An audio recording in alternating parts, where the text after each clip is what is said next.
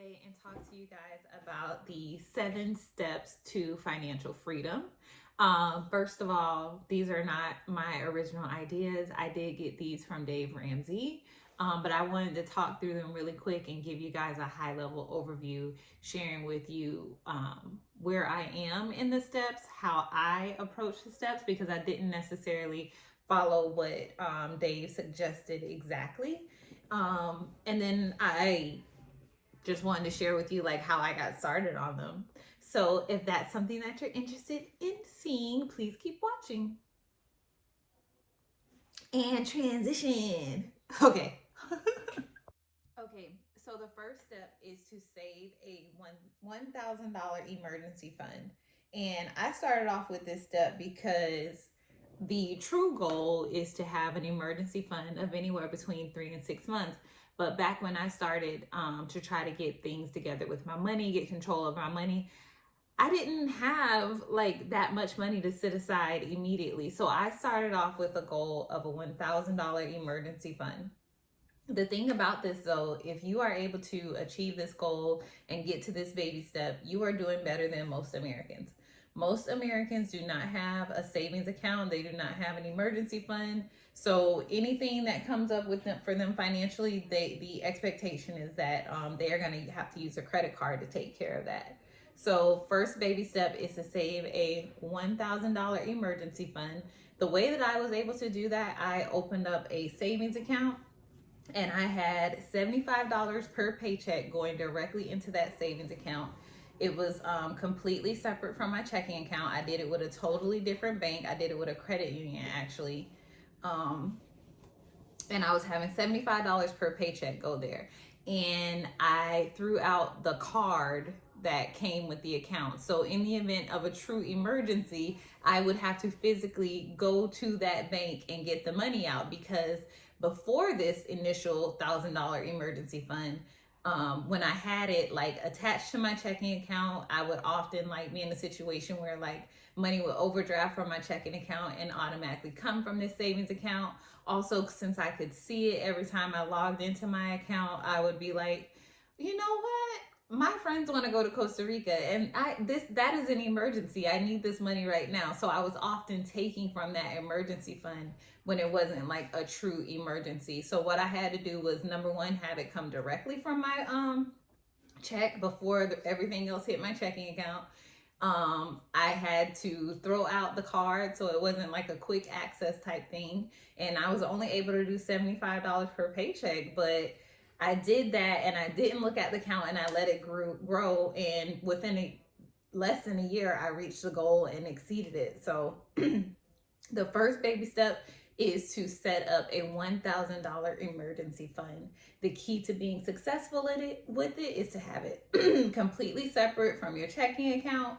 I didn't know about this option back in the day when I did this, but instead of just doing a different traditional bank, a cool idea is to do an online only account, because when you do those, they definitely have a higher interest rate available to you and less fees. So $1,000 emergency fund. That's how you get started with the baby steps. The next baby step that Dave suggests is to pay off all of your debt except for your mortgage. And the way that he suggests doing this is writing down all your debt and then tackling it from the smallest debt that you have to the largest. If I remember correctly, I think they call it kind of like the snowball effect. So you basically, let's say for example, you take all your outstanding credit card balances, you tackle the first one first, completely pay that off, and then move on to the next one, completely pay that off. So he suggests doing this for everything other than your mortgage.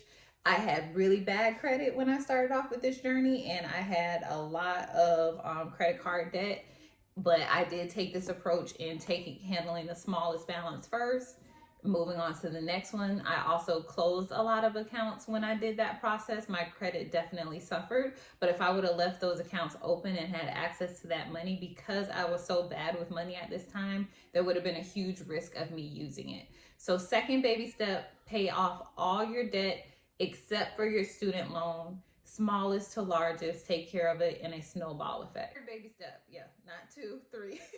The third baby step is to now take that $1,000 emergency fund and build it to an emergency fund of 3 to 6 months.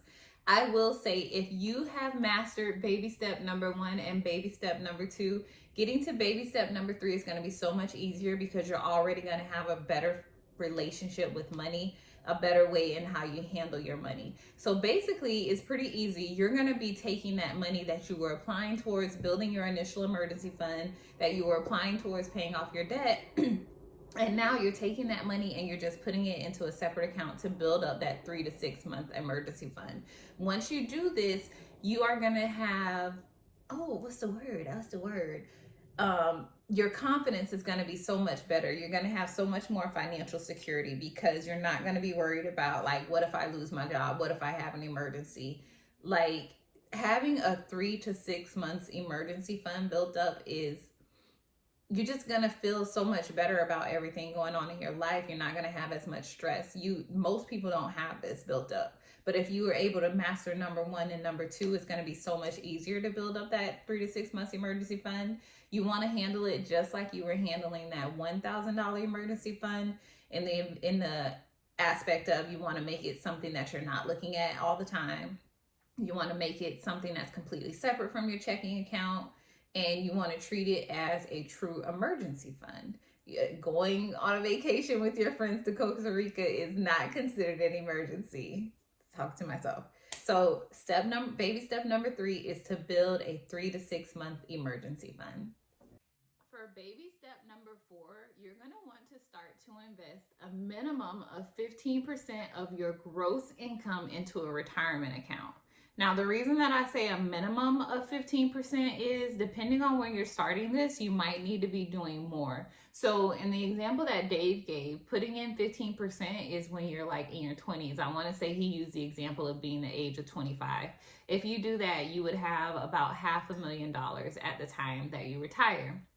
So if you are like me, and you're not starting to get control of your finances until like your late 20s, early 30s, you definitely want to be putting in more. There are lots of free online calculators where you can figure out the minimum amount that you should be putting in. But baby step number 4 is to start contributing a minimum of 15% to a retirement account. So the next question with that is probably, okay, so what retirement account?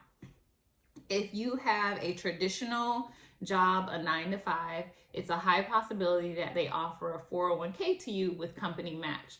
So if you can't afford to, you should be contributing the maximum amount to that 401k through your employer to get the maximum match. My current employer matches, I want to say like 6%. So even when I couldn't afford to, I was at least doing 6% so that I get that free money of the company match. So if you don't have a traditional job, the options for investing in a retirement account would be to do a Roth IRA. You can do things like an HSA. There's lots that you can do. You want to go online and look it up. Again, for me, since I have traditional employment with doing the retirement account, I started with putting in the full amount to get the company match, and then I went above and beyond that when I was able to afford more. And it's so easy to set that up through your employer, like literally, like it's just a couple clicks of a button. Okay, so the next baby step that Dave Ramsey suggests that you try to do, now remember, at this point you've saved up your emergency fund, you are debt free, and you're also saving for retirement. The next step is to start saving for your kids' college fund.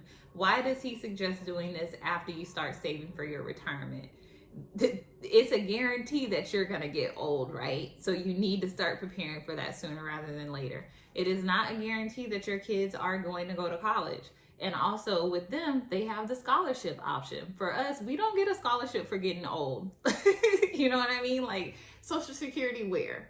So I am saving for college for my daughter. I'm saving in a college fund. I am taking a slightly different approach to what Dave is doing. I firmly believe that if a child is truly interested in college and they want to go to college, there's so many ways to do that free or with little to no money out of your pocket. And I'm not talking about loans.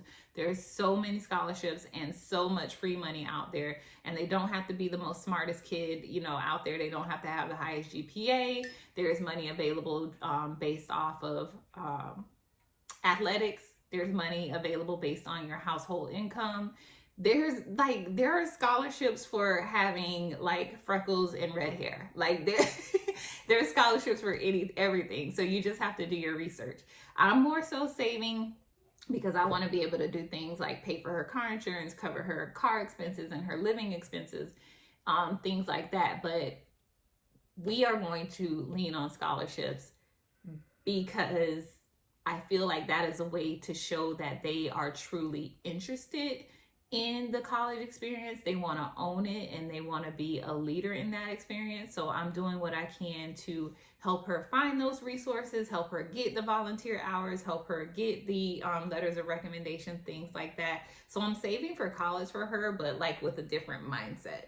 But I kind of got off the rails there. But baby step number 5 is to start saving for your kids' retirement fund. From my aspect, the way that I'm kind of moving away from Dave Ramsey is that I'm saving, but I'm looking at it holistically in another way. Like, I want to be smarter about it if we don't have to pay for it, or if we just have to pay as little as possible. Baby step number 6, and this is a step that I am also currently on right now, and that is to pay off your home early. So I purchased my home back in 2018. I got a 30-year mortgage. Dave suggests getting a 10 to 15-year mortgage to be more aggressive about things, but I did get a traditional 30-year mortgage. But the baby step is to go ahead and try to pay off your home mortgage early. What I'm doing to pay off my mortgage early, I'm trying to do an additional $1,000 a month. And with that, I should have my mortgage paid off within 16 years versus 30 years. So baby step number 6, if you own a home, the goal is to pay that home off early. The approach that I'm taking with that is an additional $1,000 a month towards my mortgage. Baby step number 7, which is the ultimate goal and the last in the baby steps with getting control of your finances, is to just continue to build wealth and then also give back. It's one thing to have all this money in the world, all this money in the bank, but it's a whole nother feeling when you're able to help others. So once you have mastered your own finances, you have your emergency fund, you're saving up for your retirement, your kids' college fund is all set and ready to go, you've paid off your home, the next thing you want to do is just continue to build wealth. That's something that you're going to do over your lifetime. You're going to never stop trying to build wealth because you get to a point to where your money is working for you and your money is earning more money. And with that, you want to be able to give back. You want to find charities that are near your heart. You want to look for ways to mentor others and give back that way. You want to be able to help your family out. That's the ultimate goal, right? Like, you want to be, I always say, like, we are blessed to be able to bless others. All right, guys. So those are Dave's 7 baby steps to a clear path of financial freedom.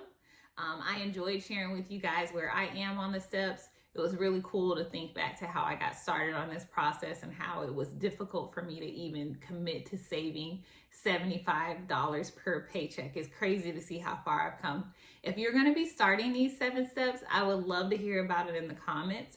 If you implemented these steps and it did or didn't work out for you, I would love to hear about that as well. Also, if there's any additional baby steps that you recommend, please feel free to share that in the comments. This is a community of sharing and helping each other. If you did enjoy this video and want to see others like that, please don't forget to hit it with a thumbs up and subscribe.